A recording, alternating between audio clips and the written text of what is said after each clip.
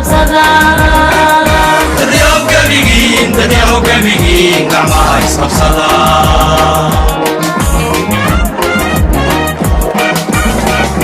markaan calankaaga guud ka sugnee kunidaysu taagnayeen kuniba taladi garanoo guushii hantiine dadyow gabigiin gacmaha isqabsada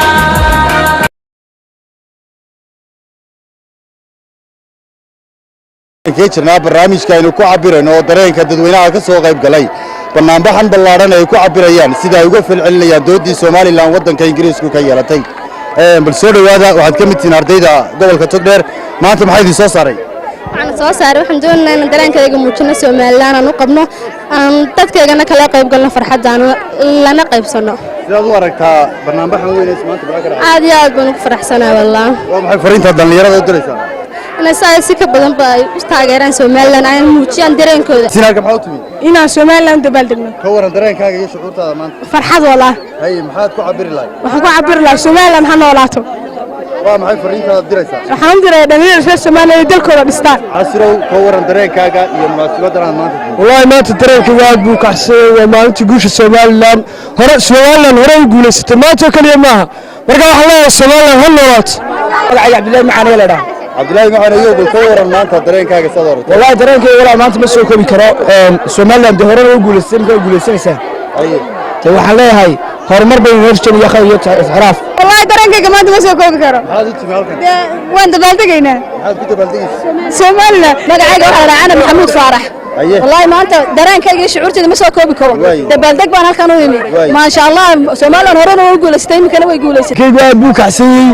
Soomaaliland way guuleysatay farmaajo waxaan leenahay baybayte nidaamyada soo cawri baan leenahay ama ixtiraafkiina Ilaahay baan keenaya insha Allah bimlakin mana ixtiraafiya maanta shucuurtayda lama qiyaas karo alxamdulillah waxaan leenahay Soomaaliland hore u guuleysatay imkana way guuleysanaysaa Soomaaliland duciyo habartooban uma baana waxaasna waa ixtiraafka waxaan maalkan maanta inaan shucuurtayda ku muujiyo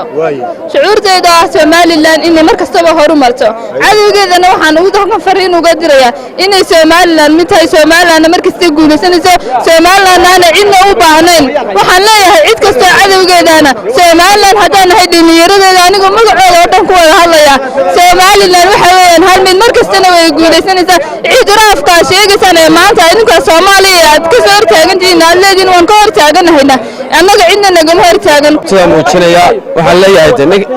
midnimo dhibaato ku sii dhagay dhagaa gurigeena dhacay intaas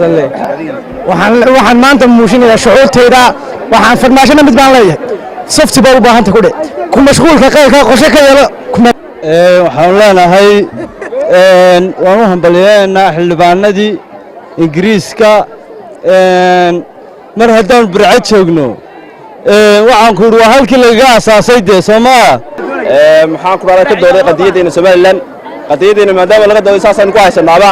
hadda waxaanu taaganahay bartii laga dooday Soomaaliland calanka guuraysa laga taagay waxaan kamid ahay ardayda dugsiga Sheekh Bashiir saaka waxaan halkan u nimid inaan muujino qadiyada Soomaaliland anagoo ardayda dugsiga Sheekh Bashiir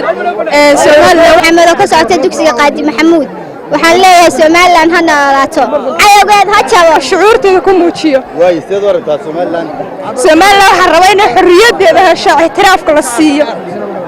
Soomaaliland magacaygu waa Batraada Jaamac wax barakaatu dhammaan ummadda reer Soomaaliland meel kasta ay joogaan waan salaamaya waxaan ku salaamayaa waa salaanta islaamka salaanka bacdi waxaan leeyahay Soomaaliland way ka mideysatay wadannimada laakiin siyaasadda gudaha ayuu bay ku kala duwan tahay laakiin wadanimadeena ka mideysanay aad baan ugu faraxsanahay inaan xusno qarnimada jamhuuriyadda Soomaaliland waxaan u mahadcelinayaa dhammaan madaxweynaha jamhuuriyadda Soomaaliland